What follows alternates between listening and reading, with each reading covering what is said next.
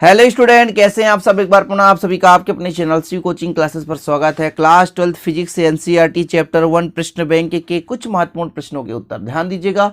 आप लोगों का जो प्रश्न बैंक है उसका सोल्यूशन करा रहा हूं। बहुत सारे बच्चे कहते हैं कि सर प्रश्न बैंक हट गया है, बाकी मैं आपको बताना चाहूँगा कि प्रश्न बैंक नहीं हटा है, उन पर कार्य किया जा रहा है। जो जिसे कुछ विषय पर अभी प्रश्न बैंक अपलोड नहीं है, तो आप टेंशन मत लेना। आप सभी प्रश्न बैंक के जो क्वेश्चन है आपको करना है, और इस वर्ष एग्जाम में जो क्वेश्चन आएंगे प्रश्न बैंक से आनी है, इसलिए आप लोगों को पूरा विधिवत समझाने की कोशिश करूंगा।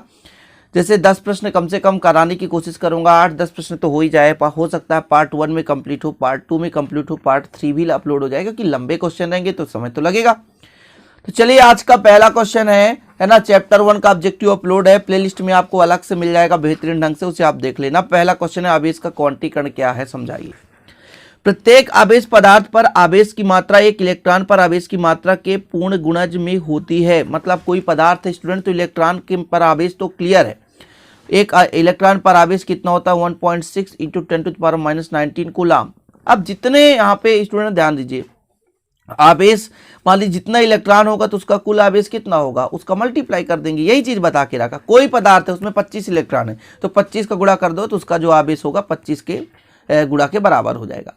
आवेश का क्वांटीकरण केवल इतना ही बताया है कि पदार्थ पे कुल आवेश जो होगा उसके इलेक्ट्रॉन के, है ना, एक इलेक्ट्रॉन पर जितना आवेश होगा उसके पूर्ण गुणज होगा। यानी 25 इलेक्ट्रॉन यदि है उस पदार्थ पर, तो 25 का गुणा कर देंगे एक इलेक्ट्रॉन के आवेश पर, तो उसका मान आ जाएगा। सिंपल, और कुछ भी नहीं है, यही है क्वांटीकरण।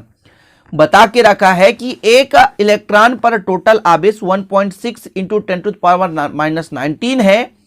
और स्टूडेंट यहां पर बोल के रखा क्वांटीकरण मतलब टोटल कितना संरक्षित है उसके पास, तो कुल आवेश जो होगा n × e, अर्थात जितने नंबर ऑफ इलेक्ट्रॉन होंगे और एक इलेक्ट्रॉन पर चार्ज जितना हो उसका मल्टीप्लिकेशन के बराबर होगा। इतना आपको लिखना पड़ेगा कि प्रत्येक आवेशित पदार्थ पर आवेश की मात्रा एक इलेक्ट्रॉन पर आवेश की मात्रा का पूर्ण गुणज होता है। जितने वहां पर आवेश, जितने वहां पर इलेक्ट्रॉन होंगे उतना मल्टीप्लाई कर देंगे, जहां 1 2 3 4 5 कुछ भी हो सकता है। इलेक्ट्रॉन पर आवेश 1.6 × 10⁻⁻19 कूलम होता है। ठीक है, स्पष्ट है कि विद्युत आवेश को अनिश्चित रूप से विभाजित नहीं किया जा सकता। विद्युत आवेश के इस गुण को विद्युत आवेश का क्वांटीकरण कहते हैं। दूसरा क्वेश्चन है विद्युत आवेश के मूलभूत गुण लिखिए। अब ये स्टूडेंट आपको मिलेगा क्वेश्चन, सब कुछ क्वेश्चन नंबर नहीं डाला हूं, आप लोग प्रश्न भी लिख लो, स्क्रीनशॉट लेना। ये मत कहना भैया किसका पीडीएफ सेंड कर दो। देखो कुछ बच्चे मोबाइल नंबर रखे हैं, बस यही करने सर पीडीएफ सेंड कर दो। यार भैया किसको किसको सेंड करूं। ठीक है, तो मूलभूत गुण क्या है। पहला नंबर तो आपने पढ़ा ही लिया कि क्वांटीकरण, अर्थात ये Q बराबर ±Ne, अर्थात स्टूडेंट जो टोटल आवेश है वो एक इलेक्ट्रॉन पर आवेश और जितने इलेक्ट्रॉन होंगे उसके मल्टीप्लीकेशन के बराबर होगा। दूसरा, आवेश संरक्षण का सिद्धांत, आवेश को ना तो उत्पन्न किया जा सकता है ना ही नष्ट किया जा सकता है। जैसे ऊर्जा संरक्षण का सिद्धांत आप लोगों ने पढ़ा है, ऊर्जा ना तो नष्ट होता है ना तो उत्पन्न होता है, केवल एक अवस्था से दूसरी अवस्था में बदल जाता है। उसी प्रकार से यहाँ पर आवेश है जो ना तो नष्ट होता है ना तो उत्पन्न होता है। स्टूडेंट ये प्रकृति में पूर्ण रूप से व्याप्त है। तीसरा है विद्युत आवेश योग्य होता है, अर्थात किसी भी पदार्थ में कुल आवेश उसके विभिन्न भागों में उपस्थित आवेशों के बीजीय योग के बराबर होता है। वो तो सबको पता भैया कि एक घर में यदि 25 लड़के रहेंगे तो 25 के बच्चों को जोड़ देंगे, टोटल परिवार की संख्या आ जाएगी। यानी एक पदार्थ पर टोटल जगह जगह पर भिन्न भिन्न आवेश है, तो कुल उस निकाय का आवेश कितना होगा, सबका योग होगा। सिंपल है, आसान है, इनको तो याद आसानी से कर सकते हो आप। अच्छा, परावैद्युतांक की किसी परिभाषा देना है आपको। परावैद्युतांक यहाँ पे डायग्राम के माध्यम से मैं समझाना चाहता हूँ। जैसे मैं मान के चलता हूँ प्यारे भाई, यहाँ पे दो आवेश हैं, समान आवेश है मान के चलता हूँ, या कि अलग अलग आवेश है ना।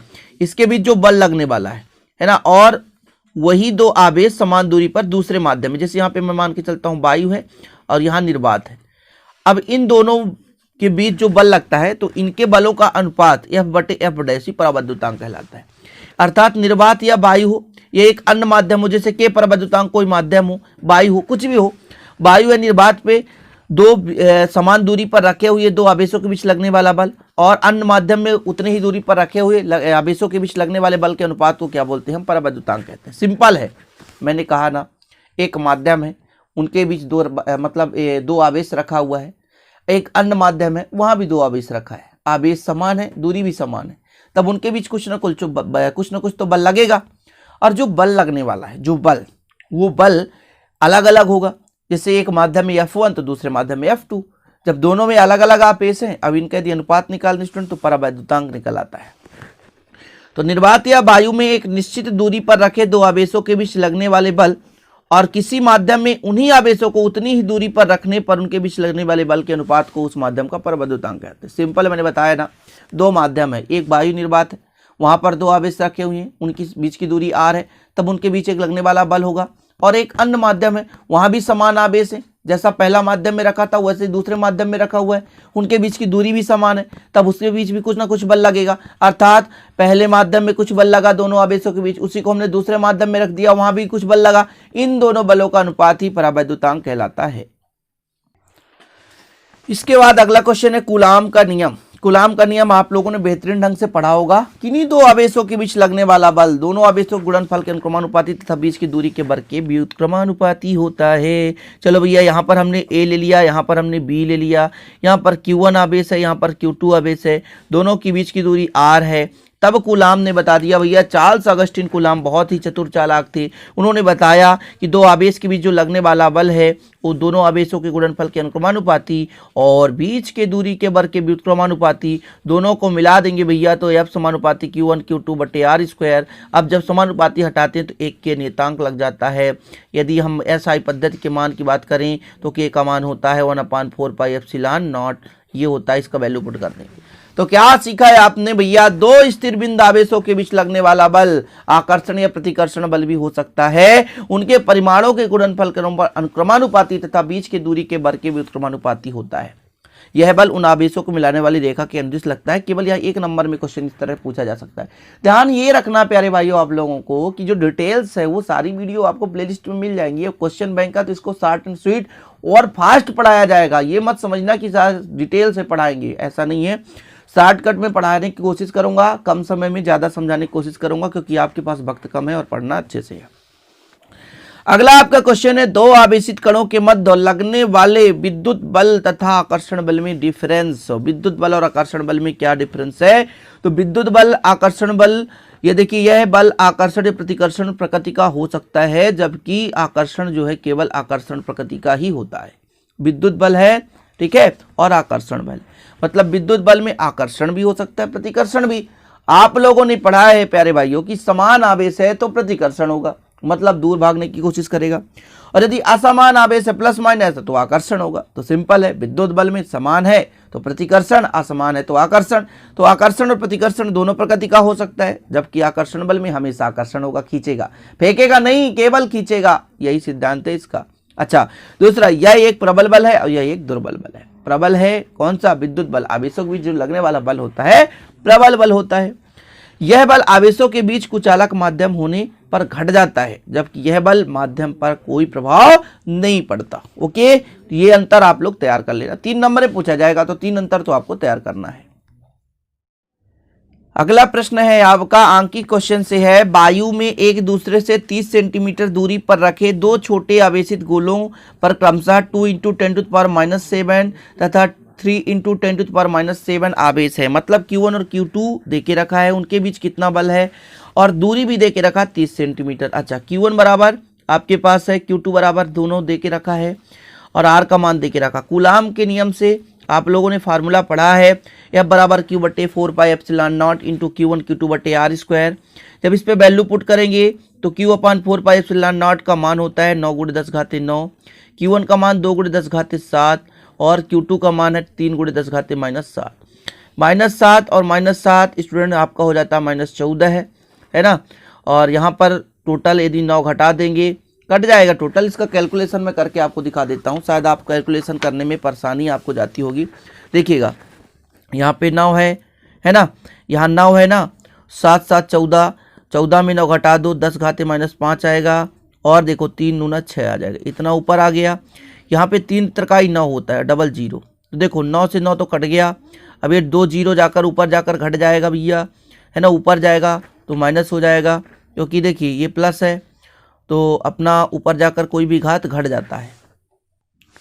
तो यहाँ पर आने वाला है 2 और जाएगा 10⁻7 हो जाएगा, तो 6 × 10⁻7 आएगा। यहाँ पर थोड़ा कैलकुलेट आप देख लेना। देखिए भैया, यहाँ 2 0 और आएंगे, 2 0 कट जाएगा, 7 से 7, यहाँ 7 ही बचेगा ना, 7। कैलकुलेशन में थोड़ा सा मिस्टेक हो सकता है, बाकी कोई दिक्कत नहीं है, बहुत ही सिंपल तरीके से आप समझ जाओगे। अगला क्वेश्चन देखो, स्पष्ट कीजिए क्यों स्थिर वैद्युत क्षेत्र रेखाएं एक सतत वक्र होती है। देखिए आप लोगों को पता होगा स्थिर वैद्युत क्षेत्र क्या है, वह काल्पनिक वक्र, वह काल्पनिक वक्र जहां एकांक धनावेश गमन सके वो विद्युत क्षेत्र रेखा कहलाती है। देखिए विद्युत क्षेत्र रेखा वह वक्र है जिसमें प्रत्येक बिंदु पर खींची गई स्पर्श रेखा उस बिंदु पर विद्युत क्षेत्र की दिशा को प्रदर्शित करता है। ये क्षेत्र रेखाएं सतत वक्र होती है, अर्थात किसी भी बिंदु पर एकाएक नहीं टूट सकती। अत्यंत उस बिंदु पर विद्युत क्षेत्र की कोई दिशा ही नहीं होगी, जो कि असंभव है। क्यों बोला है स्थिर वैद्युत क्षेत्र रेखाएं एक सतत होता है, क्योंकि स्टूडेंट हमेशा ये धन से निकलकर ऋण पे समाप्त होता है। ये काल्पनिक वक्र है जो जिस पर एकांक धनावेश गमन कर सकता है, और इस पर यदि हम स्पर्श रेखा खींचें तो ये स्पर्श रेखा उसकी दिशा को बताती है, कभी एक दूसरे से काटने की प्रयास ही नहीं करती, और हमेशा स्टूडेंट सतत रूप से चलता रहता है। चार्ज है यार, इसलिए सतत कहलाता है। चार्ज निकल रहा है, जब खत्म तो पूरा ही खत्म है ना। इस प्रकार से ये क्या होता है, एक सतत वक्र। इतना लिखना है आपको जितना यहाँ पर लिखा हुआ है। दो रेखाएं एक दूसरे को कभी प्रतिच्छेद नहीं करती, बिल्कुल नहीं करती है। दो रेखाएं एक दूसरे को कभी प्रतिच्छेद नहीं कर सकती, क्योंकि इस स्थिति में कटान बिंदु पर दो स्पर्श रेखाएं खींची जाएगी जो उस बिंदु पर विद्युत क्षेत्र की दिशाओं को प्रदर्शित करेगी, जो असंभव है। ठीक है, आपको पता होगा विद्युत क्षेत्र रेखाओं का गुण है ये दोनों के दोनों, तो इनको आप लोग लिख लेना। जब कांच की छड़ को रेशम के टुकड़े से रगड़ते हैं तो दोनों पर आवेश आ जाता है। इसी प्रकार की परिघटना का वस्तुओं के अन्य युग्मों में भी प्रेक्षण किया जाता है। तो स्पष्ट कीजिए कि यह प्रेक्षण आवेश संरक्षण के नियम से किस प्रकार सामंजस्य रखता है। तो इसका पूरा उत्तर ये है। तो इस उत्तर को समझते हैं। यदि परिघटना बताती है कि आवेश का स्थानांतरण संभव है, तो परस्पर रगड़ने पर एक वस्तु पर जितना धनात्मक आवेश उत्पन्न होता है उतना ही ऋणात्मक आवेश दूसरी वस्तु पर उत्पन्न होती है तथा कुल आवेश नियत रहता है। अतः कहा जा सकता है कि आवेश ना तो उत्पन्न किया जा सकता है ना ही नष्ट किया जा सकता है, वरना यह एक वस्तु दूसरी वस्तु पर स्थानांतरित किया जा सकता है। ध्यान रखिएगा, दुनिया का आपको पता है स्टूडेंट, जिस प्रकार सुख और दुख भाई बहन होते हैं, समझ रहे ना, एक भाई एक, अर्थात दुनिया में दोनों पहलू पाई जाएगी। यदि प्लस है तो माइनस है। आवेश तो कभी नष्ट नहीं होता, सिंपल है, आपको पता है। हम जब दो वस्तु को मतलब रगड़ेंगे, आप खुद प्रैक्टिकल के तौर पर आप देखिए, यानी दोनों हाथ को आप घर्षण कराएं तो आवेश उत्पन्न होगा। आवेश डेफिनेट उत्पन्न होगा। कपड़े से हाथ रखेंगे तो भी वहाँ भी आवेश उत्पन्न होगा। एक आप क्या कर लें, एक पेन ही ले लें, वाल पे अपन इसको घर्षण करें, तेल लगा हो तो उस पर आवेश उत्पन्न हो जाएगा, और यदि डस्ट पे ले जाओगे तो चिपक जाएगा। इससे ज्ञात होता है कि आवेश उत्पन्न होता है, और आवेश ना तो नष्ट होता है ना तो उत्पन्न होता है। ठीक है, तो ये चीज़ आपको उत्तर लिख लेना है। कुछ चीज़ें ऐसी है स्टूडेंट जो एक दो बार पढ़ोगे आसानी से समझ जाओगे। अगला आपका फिर से न्यूमेरिकल क्वेश्चन है, यहाँ पे थोड़ा सा समझने लायक क्वेश्चन है। यदि कोई अनंत लंबाई अनंत रैखिक आवेश 2 सेंटीमीटर दूरी पर 9 × 10⁴ न्यूटन प्रति कूलम विद्युत क्षेत्र उत्पन्न करता है, r बराबर 2 सेंटीमीटर है। यदि इसको मीटर में बदला जाए, क्योंकि ये न्यूटन प्रति कूलम में, यदि इसको मीटर में बदला जाए तो 100 का भाग देते हैं, मतलब 2 × 10⁻² मीटर हो जाएगा। ठीक, विद्युत क्षेत्र की तीव्रता दूरी पर 9 × 10⁴ न्यूटन प्रति कूलम की विद्युत क्षेत्र उत्पन्न करते हैं, यानी विद्युत क्षेत्र की तीव्रता दे के रखी है। ठीक है, तो अपन को क्या निकालना है स्टूडेंट, रैखिक आवेश घनत्व लैम्डा का मान निकालना है। तो ये फार्मूला है आपका, ये फार्मूला देख सकते हैं कौन सा फार्मूला है, E बराबर 2kL/r। E बराबर, यहाँ पर स्टूडेंट थोड़ा समझिएगा, E बराबर 2kL/r। यहाँ से हम लैम्डा का मान निकाल सकते हैं ER/2k। इस पे वैल्यू पुट कर देना। अब k का मान आपको पता है ना, ये k का मान होता है 1/4πε0 बराबर 9 × 10⁻⁹। तो अपन k का मान क्या करेंगे, यहाँ पे वैल्यू पुट कर देंगे 1/4πε का मान यहाँ पे, और आपको यहाँ पे टोटल कैलकुलेशन करके आंसर ले आना है। तो इसे आप लोग कैलकुलेट कर सकते हैं, कैलकुलेट कर ही लेना, ध्यान रखना है। ठीक है, इसको आपको अच्छे से कैलकुलेट कर लेना है आपको। चलिए, अब आपका अगला क्वेश्चन है, कूलाम का नियम लिखिए तथा इसके आधार पर एकांक आवेश। तो कूलाम का नियम तो अभी मैंने समझा ही दिया इसके जस्ट पहले, कि किन्हीं दो आवेशों के बीच लगने वाला आकर्षण या प्रतिकर्षण बल दोनों आवेशों के गुणनफल के अनुक्रमानुपाती होता है ना। दोनों आवेशों गुणनफल के अनुक्रमानुपाती और बीच की दूरी के वर्ग के भी उत्क्रमानुपाती होता है। जैसे यहाँ पर Q1 और Q2, अच्छा ये सिस्टमेटिक ढंग से लिखा हुआ है। इसका मतलब ये स्टूडेंट, यदि आप इतना पूरा लिख देते तो बराबर के बराबर नंबर मिलेंगे, 3 नंबर आसानी से मिल जाएंगे। अभी ये जो जितने क्वेश्चन करा रहा हूँ 3 नंबर के ही क्वेश्चन करा रहा हूँ, है ना, अभी 4 नंबर वाले क्वेश्चन नहीं है। तो कूलाम का नियम आपको लिखना रहेगा, तो कूलाम का नियम है किन्हीं दो बिंदु आवेशों के मध्य लगने वाला आकर्षण या प्रतिकर्षण बल दोनों आवेशों के गुणनफल के अनुक्रमानुपाती और बीच की दूरी के वर्ग के व्युत्क्रमानुपाती। डायग्राम में आपका है Q1 Q2 दोनों के बीच की दूरी r है, तो दोनों आवेशों के बीच जो लगने वाला बल है आवेशों के गुणनफल के अनुक्रमानुपाती और बीच की दूरी के वर्ग के व्युत्क्रमानुपाती होता है। सिंपल। चलिए ये आपका समीकरण 1 और 2 दे के रखा है, 1 और 2 को मिलाकर लिखते हैं तो यह प्रोपोर्शनल होता है Q1 Q2 बटे r स्क्वायर। ये हो गया ना। जब समानुपाती हटाते हैं तो एक नियतांक लगता है k, जैसे यहाँ पर मैं यदि लिख दूँ f बराबर हो जाए कितना k Q1 Q2 बटे r स्क्वायर। फिर k का मान होता है सही पद्धति में 1/4 पाई एप्सिलॉन नॉट, है ना। तो यहाँ पर आप k का मान रख सकते हो, यही आपका नियम है, ज़्यादा लिखना ही नहीं है। क्यों? क्योंकि 3 नंबर का है तो कूलाम का नियम यहाँ तक लिख देना, इसके बाद एकांक आवेश को परिभाषित करना है। एकांक आवेश में क्या होना चाहिए? एकांक आवेश आवेश इकाई हो तो Q1 और Q2 मैंने 1 मान लिया यदि और r बराबर 1 मान लें और f का मान होता है 9 × 10 घाते 9, तो यहाँ पर वैल्यू करेंगे तो 9 × 10 घाते 9 रखेंगे, f का मान 9 × 10 घाते 9। अच्छा इसको कैलकुलेट कैसे करोगे? कैलकुलेशन तो ही मेन होता है। तो चूंकि आपको पता है कि f का मान 9 × 10 घाते 9 दे दिया है ना, और बोल के रखा है कि यहाँ पर एकांक आवेश यानी समान, इसको Q को कर दो समान, और 1/4 पाई एप्सिलॉन नॉट का मान क्या होता है? 9 × 10 घाते 9 होता है। दोनों सेम है तो Q × Q हो जाएगा बटे R का मान 1 है तो 1 का वर्ग, ये पूरा का पूरा कट गया, यानी Q स्क्वायर बराबर 1 तो Q बराबर ±1। यही तो एकांक आवेश है, यही तो एकांक आवेश है। हालांकि देखिए इनके सारे वीडियो अपलोड है, पूरा विधिवत ढंग से मैंने कराया है, आप लोग एक बार प्लेलिस्ट में जाकर चेक कर सकते हो। यदि समान परमाणु के दो सजातीय आवेश एक दूसरे से 1 मीटर की दूरी पर हवा या निर्वात में स्थित होने पर एक दूसरे को 9 × 10 घाते 9 न्यूटन के बल से प्रतिकर्षित करे या आकर्षित करे तो प्रत्येक आवेश एकांक आवेश कहलाता है। समझ गए कैसे कह रहे हैं? यदि यहाँ पर 2 आवेश है, ये 2 आवेश है ना, Q है और Q दोनों समान आवेश है, इकाई दूरी हो, यानी किसी माध्यम में सजातीय आवेश सेम आवेश है प्रतिकर्षित करेगा, क्योंकि सजातीय आवेश समान आवेश हमेशा प्रतिकर्षण करता है, तो समान आवेश है इकाई दूरी पर है और दोनों के बीच जो लगने वाला बल है 9 × 10 घाते 9 न्यूटन है, तब ये जो आवेश है एकांक आवेश कहलाता है। क्या बोल के रखा है? 2 समान परमाणु के 2 सजातीय आवेश है एक दूसरे से 1 मीटर की दूरी पर स्थित है और एक दूसरे को 9 × 10 घाते 9 न्यूटन बल से प्रतिकर्षित करते हैं तो प्रत्येक आवेश एकांक आवेश कहलाता है। ठीक है स्टूडेंट, इतना क्लियर हो गया। और आज का एक और क्वेश्चन है जो आखिरी क्वेश्चन है, जिसे आप लोगों को उत्तर लिख लेना है। पहला है ऊन से रगड़े जाने पर पॉलीथीन का टुकड़ा 3 × 10 घाते -7 कूलाम के ऋण आवेश से आवेशित पाया गया, तो स्थानांतरित इलेक्ट्रॉनों की संख्या अवकलित कीजिए। तो इलेक्ट्रॉनों की संख्या आपका स्टूडेंट स्थानांतरित इलेक्ट्रॉनों की संख्या है 2 × 10 घाते 12 ऊन से पॉलीथीन पर होगा। और इसके बाद दूसरा है क्या ऊन से पॉलीथीन पर संहति का स्थानांतरित भी होता है?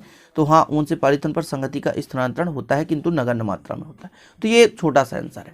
तो यहाँ पे वीडियो हो जाता है समाप्त और ये आज का पार्ट 1 है, पार्ट 2 जल्द अपलोड हो जाएगा। देखिए प्यारे भाइयों, समझिएगा ये जो मैं आपको प्रोवाइड करा रहा हूँ थोड़ा सा मेहनत लगता है, पूरा लिखा हुआ है, आप देख सकते हैं पूरा क्वेश्चन का आंसर। और यदि यार ये मेहनत आपको थोड़ा भी यदि पसंद आए तो प्लीज़ शेयर कर दीजिएगा, क्योंकि आपका पूरा लगभग 200 प्लस क्वेश्चन रहेंगे, अब सभी क्वेश्चनों को तैयार करना है। हाँ, पीडीएफ इसका फ्री में नहीं मिलेगा, मैं अभी से बता रहा हूँ। आप प्लीज़ मैसेज मत करना कि सर पीडीएफ भेज दीजिए, कोई भी होंगे मैं इतना हेल्प नहीं कर पाऊंगा, आपको वीडियो फ्री में प्रोवाइड कराऊंगा, पीडीएफ फ्री नहीं मिलेगा, है ना। लास्ट में जब बन जाएगा स्टूडेंट एक छोटा सा चार्ज रहेगा, पीडीएफ आपको पूरा दे दिया जाएगा। जैसे आप किताब खरीदते हैं 100 रुपये में मार्केट में, तो मैं आपका 50% मतलब आपको 50 में ही अवेलेबल करा दूंगा सारे सब्जेक्ट, 3 फिजिक्स केमिस्ट्री बायोलॉजी। लेकिन अभी नहीं, जब बन जाएगा तो आपको अवेलेबल हो जाएगा, लेकिन आप इसी से तैयार करें, नोट्स तैयार करें। ओके, तो चलिए स्टूडेंट मिलते हैं अगले वीडियो में। जय हिंद, वंदे मातरम।